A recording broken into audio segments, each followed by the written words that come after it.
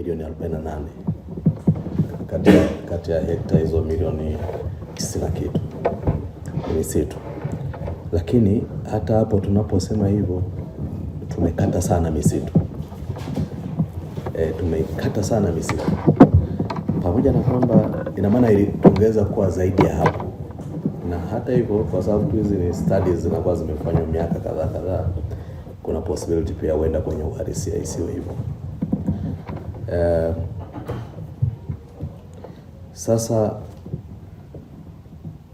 natamani sana tupande miti, kwa sababu ilivyo sasa hivi ukiwasha gari ukatoka hapa Dodoma ukatembea, ukatoka tu katikati ya mji wote, ukianza tu kutembea kuelekea mji mwingine, yani hapo katikati unaona namna watu ambao miti imekatwa sana.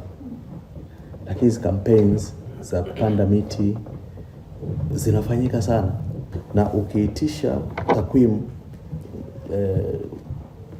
kitaasisi sasa. Kwa mfano sisi ndani ya chama tumesema kila halmashauri zote 184 kila mwaka inatakiwa ipande miti 1.5 milioni. Ukiitisha takwimu you'll get miti iliyopandwa in millions. Watakwambia in millions. Hiyo kweli ni kwamba ukitembea huoni miti iliyopandwa. Ina maana kama nchi tusipo pool resources kwa pamoja, kuelekeza kwa pamoja ku address tatizo la kupunguza ukataji wa miti na upotevu wa misitu, hatutaliweza. Kila mtu akiwa anafanya kivyake, yule anafanya kivyake. Kwa tu pool resources kwa pamoja, kila mmoja kwa products alizonazo, kama nye benki, bila kuathiri, yani sisi tujifit in humo kwenye policy zenu, tuweze kuleta nguvu kwa pamoja, tuifanye nchi iwe green kama hii green financing yenu. Na sisi kwenye Dira 2050 tumesema tuwajibike kukijanisha Tanzania. Kila mwaka takwimu zinasema inapotea misitu karibu ekari 370. Of course hiyo takwimu inaweza ikaenda mpaka 400 na kitu. Lakini kila mwaka hizo zinapotea.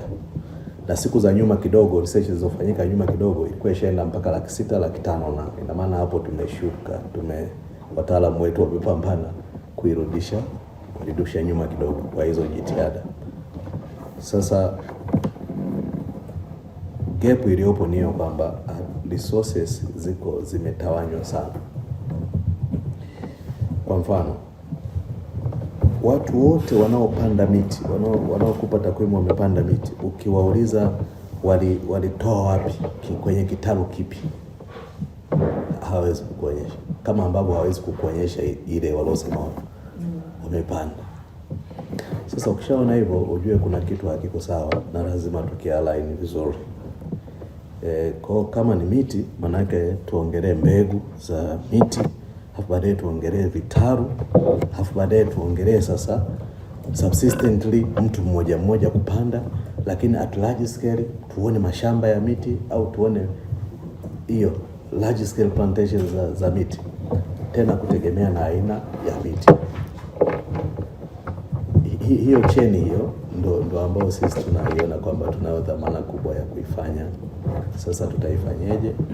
Ndo tumesema hebu tuite watu kadhaa, taasisi tofauti, tuzungumze nao, tupate nini wanafanya kwenye sekta, ili sasa sisi kama wizara tunapoelekea mwaka mpya wa fedha kuanza, maana tumejiwekea na sisi malengo, wataalamu, yale malengo ya halmashauri yale ya 1.5 milioni, hayo ni malengo. Lakini kwenye dira tumeongelea miti karibia 2 billion